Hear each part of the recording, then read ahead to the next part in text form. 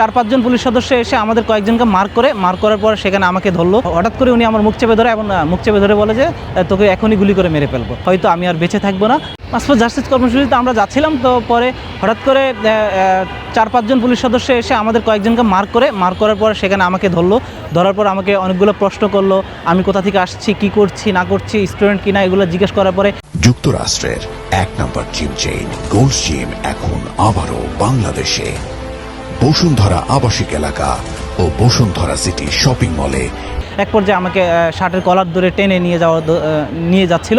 যাওয়ার পরে আমার সাথে তর্ক বিতর্ক হচ্ছে এবং আমি বারবার ওনাকে বোঝানোর ট্রাই করছিলাম যে আমি আন্দোলনকারী এবং একজন শিক্ষার্থী, আমি ন্যায্য অধিকারের জন্য আন্দোলন করছি, ন্যায্য বিচার দাবিতে। তখন উনি আমাকে বলেছিল, হঠাৎ করে উনি আমার মুখ চেপে ধরে এবং মুখ চেপে ধরে বলে যে তোকে এখনই গুলি করে মেরে ফেলবো। এমন একটা পরিস্থিতি তৈরি হয়েছিল। তো সেই সময়টা ছিল আমার জন্য,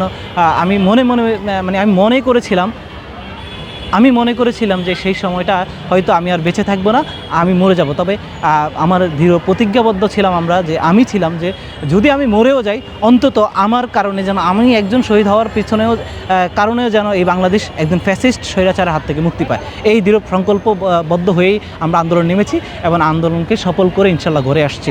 তবে যদি আবার কখনো এই বাংলাদেশে বিপ্লব ঘটাতে হয়, যদি কোনো কারো বিরুদ্ধে বিপ্লব করতে হয়, গণঅভ্যুত্থান সংগঠিত করতে হয়, সেদিনও আমি এই দেশের মানুষের হয়ে, এদেশের মাটি হয়ে, এদেশের মানুষের পক্ষে, এদেশের মানুষের ন্যায্য হিস্সা, ন্যায্য অধিকার আদায়ের লক্ষ্যে আমি সেদিনও মাঠে নামবো ইনশাল্লাহ। আমাকে মুখ চেপে ধরার পর আমাকে যখন গাড়িতে তুলে নিয়ে যাওয়া হচ্ছিল, তখন আমার সহপাঠীরা, আন্দোলনকারী সহপাঠীরা যুক্তরাষ্ট্রের 1 নম্বর জিম চেইন গোল্ড জিম এখন আবারও বাংলাদেশে বসুন্ধরা আবাসিক এলাকা ও বসুন্ধরা সিটি শপিং মলে সহযোদ্ধারা অনেক চেষ্টা করেছিলেন বিভিন্নভাবে, কিন্তু পুলিশ তাদেরকে লাঠিপেটা করে ছত্রভঙ্গ করে দেয়। তারা আর আগাতে না পেরে আমাকে সহ আমাদের যারা ছিলেন আটককৃত তাদের সকলকে নিয়ে যায়। এবং পরবর্তীতে তো আপনারা দেখেছেন অনলাইন মিডিয়ার মাধ্যমে যে অ্যাডভোকেটদের যে আন্দোলন, অ্যাডভোকেটদের একটা প্রতিনিধি দল এসে আমাদেরকে সেখান থেকে রেস্কিউ করে এবং রেস্কিউ করে ছেড়ে দিলেও পরবর্তী সময়ে আমি আর ভালোভাবে থাকতে পারি নাই, বরঞ্চ আরও বেশি নিরাপত্তাহীনতায় ভুগেছি।